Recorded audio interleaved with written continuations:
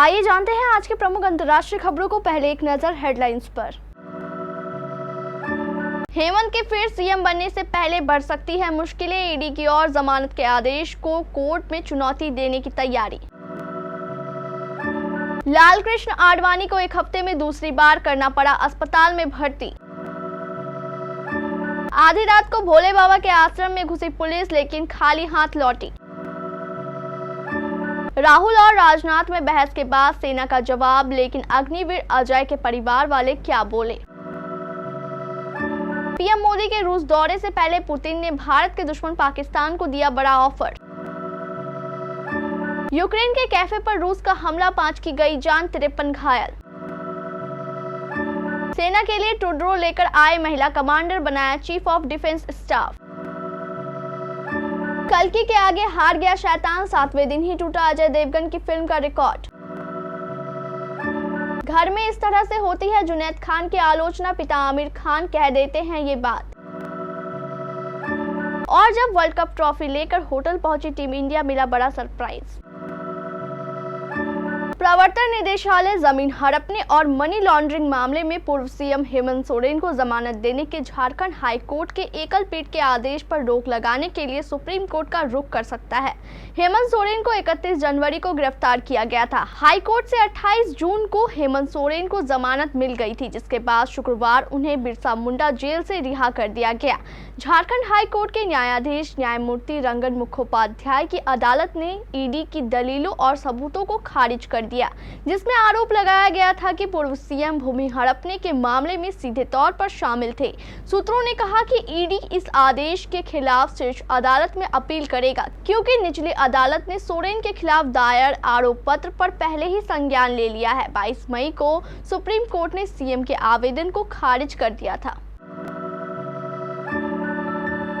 BJP के वरिष्ठ नेता लालकृष्ण आडवाणी की तबीयत एक बार फिर से बिगड़ गई है। उन्हें बुधवार देर शाम दिल्ली के अपोलो अस्पताल में एडमिट कराया गया। एक सप्ताह पहले भी उनकी तबीयत नासाज हो गई थी और रात के करीब 10:30 बजे उनको एम्स के यूरोलॉजी विभाग में भर्ती कराया गया था, लेकिन तबीयत फिर खराब होने के चलते उन्हें दिल्ली के अपोलो में भर्ती कराया गया है। हालांकि अभी उनकी स्थिति स्टेबल बताई जा रही है। डॉक्टरों की टीम उन पर नजर रखी हुई है। अपोलो अस्पताल की ओर से देर रात दी गई जानकारी में कहा गया है कि आडवाणी को रात के 9 बजे डॉक्टर विनीत सूरी की निगरानी में अपोलो अस्पताल में भर्ती कराया गया। वे निगरानी में हैं और उनकी हालत स्थिर है। सूरजपाल उर्फ भोले के आश्रम पर अचानक आधी रात में मैनपुरी पुलिस ने छापेमारी कर दी। इस दौरान एसपी सिटी सीओ भोगाव के साथ पुलिस टीम आश्रम में पहुंची थी। पुलिस टीम आश्रम के अंदर करीब 1 घंटे से ज्यादा तक रही। अफसर जब बाहर निकले तो कहने लगे कि हम सिर्फ सुरक्षा व्यवस्था देखने आए थे, बाबा अंदर नहीं है। अंदर 50 से 60 महिला पुरुष श्रद्धालु है जो इस आश्रम में अमूमन आते रहते हैं। जब पुलिस से सवाल किया गया तो हाथरस कांड में नामजद आरोपी की तलाश के लिए पुलिस आई थी या बाबा से पूछताछ के लिए आई थी, इस बात को पुलिस ने सिरे से नकार कर दिया। देर रात मैनपुरी पुलिस द्वारा की गई यह छापेमारी और 1 घंटे से ज्यादा तक आश्रम में रुकना कई सवाल खड़े कर गया। मैनपुरी के बिचवा में भोले बाबा के आश्रम रामकुटीर चैरिटेबल ट्रस्ट के बाहर महिला माथा टेकती हुई नजर आई। अगर वह अग्निवीर था तो उसे सीमा पर दुश्मनों के सामने तैनात क्यों किया गया। लुधियाना के रामगढ़ सरदार गांव की बख्शो देवी जब ये सवाल पूछती है तो उनके चेहरे पर दर्द, गुस्से और नाराजगी का भाव उभर आता है। दरअसल बख्शो देवी के भाई अजय कुमार अग्निवीर योजना के तहत भारतीय सेना में शामिल हुए थे और जनवरी 2024 में जम्मू के राजौरी इलाके में एक बारूदी सुरंग विस्फोट में उनकी मृत्यु हो गई थी। बीते सोमवार को जब लोकसभा में नेता प्रतिपक्ष राहुल गांधी ने 18वीं लोकसभा के पहले सत्र में अग्निवीर योजना का मुद्दा जोर शोर से उठाया तो अजय कुमार के परिवार के जख्म एक बार फिर से हरे हो गए। अजय कुमार के पिता चरणजीत सिंह को आज भी वह पल याद है जब 18 जनवरी की मनहूस शाम को उनके बेटे की मौत की खबर मिली थी। बेटे की मौत बूढ़े परिवार के लिए दुखों के पहाड़ टूटने जैसी थी।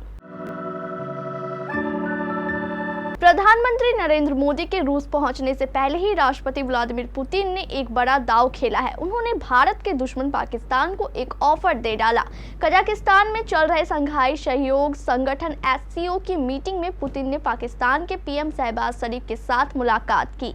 इस दौरान पुतिन ने शहबाज शरीफ को कच्चे तेल और ऊर्जा आपूर्ति बढ़ाने की पेशकश कर दी।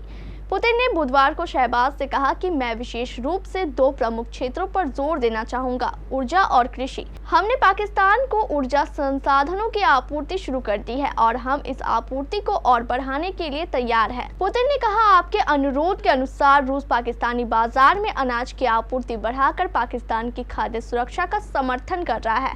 एक्सपर्ट्स का मानना है कि रूस अगर पाकिस्तान को इन सभी चीजों की आपूर्ति कर भी दे तो उसके पास भुगतान करने तक के पैसे नहीं है। पाकिस्तान विदेशी मुद्रा भंडार लगातार घट रहा है। पिछले साल जून में भी दोनों देशों के बीच समझौता हुआ था।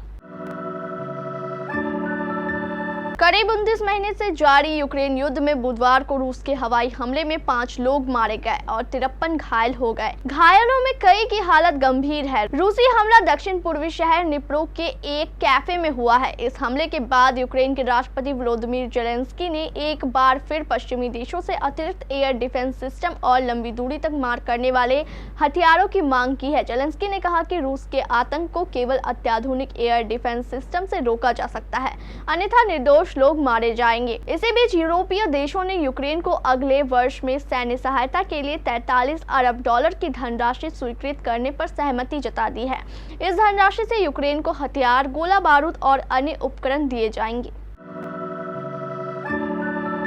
कनाडा से पहली बार एक महिला को देश का सर्वोच्च सैन्य कमांडर नियुक्त किया गया है। घरेलू मोर्चे पर तमाम तरह की दिक्कतों से जूझ रहे प्रधानमंत्री जस्टिन ट्रूडो ने लेफ्टिनेंट जनरल जैनी कैरिगन को चीफ ऑफ डिफेंस स्टाफ नियुक्त किया है। जैनी 18 जुलाई को रक्षा प्रमुख के रूप में कार्यभार संभालेंगी। कनाडा के इतिहास में ऐसा पहली बार है जब किसी महिला को सेना में इतने उच्च पद का मौका दिया गया है। दुनिया भर में ऐसे उदाहरण बहुत कम देखने को मिले हैं। लेफ्टिनेंट जनरल जैनी कैरिगन मूल रूप से एक सैन्य इंजीनियर है। सेना में 35 साल से कार्यरत जैनी अफगानिस्तान युद्ध, बोस्निया हर्जेगोविना, इराक और सीरिया में सैनिकों की मान संभाल चुकी है। प्रधानमंत्री जस्टिन ट्रूडो ने कहा कि जैनी ने अब तक असाधारण लीडरशिप दिखाई है। उसमें नेतृत्व की अद्भुत क्षमता है। सेना और सेवा के प्रति समर्पण उनकी पूंजी रही है। वे हमारे सशस्त्र बलों के लिए हमेशा कमांडर की तरह रही है।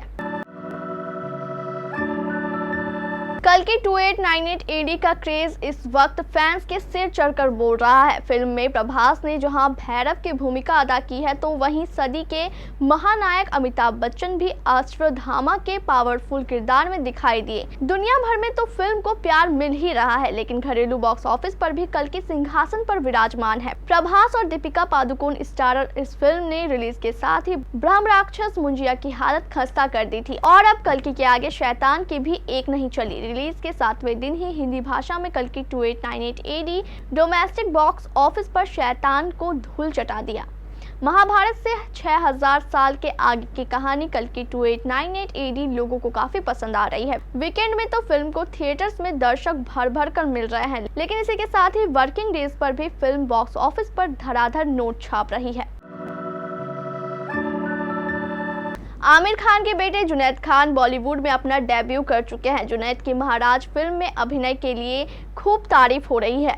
इसी बीच एक ताज़ा साक्षात्कार में जुनैद खान ने अपने घर में अपनी आलोचना को लेकर कुछ बातें साझा की है। जुनैद ने कहा कि वो अपने आप को इस मामले में खुशकिस्मत मानते हैं कि वो एक ऐसे परिवार से आते हैं जो बहुत ही सहायक है। घर के सदस्यों द्वारा उन्हें होने वाली आलोचना को लेकर जुनैद ने कहा, इस मामले में भी उनके घर वाले काफ़ी सहायक हैं और उन्हें प्रोत्साहित करते रहते हैं। जुनैद ने कहा कि उनके घर में फिल्मों को लेकर ज्यादा बातचीत नहीं होती है। उन्होंने कहा कि अगर उनके पिता आमिर खान उन्हें अपनी ओर से कोई सुझाव भी देते हैं तो उनके साथ वह ये भी कह देते हैं कि तुम्हें वही करना चाहिए जो तुम चाहते हो। जुनैद ने बताया कि उनकी मां रीना दत्ता भी इसी तरह से अपनी बात रखती है और बहन भी बिना किसी शर्त के समर्थन करती है।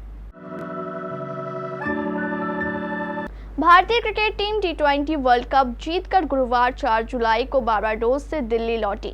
वतन वापसी पर टीम इंडिया का एयरपोर्ट पर ही जोरदार स्वागत हुआ। फैन सुबह से ही टीम इंडिया के स्वागत के लिए एयरपोर्ट पर जमा हो गए थे। टीम इंडिया एयरपोर्ट से आईटीसी मौर्या होटल पहुंची। यहां टीम इंडिया के लिए खास तैयारियां की गई। आईटीसी मौर्या के एग्जीक्यूटिव शेफ शिवजीत पहोजा ने बताया कि टीम इंडिया के लिए खास केक बनाया गया है। यह केक टीम की जर्सी के रंग में है। इसका हाईलाइट T20 ट्रॉफी है। देखने में यह असली ट्रॉफी की तरह है, लेकिन यह चॉकलेट से बना हुआ है। विजेता टीम के स्वागत के लिए यह केक बनाया गया है। टीम इंडिया लंबे वक्त से टूर पर है और जीत कर आ रही है, इसलिए टीम इंडिया को खास नाश्ता परोसा जाएगा।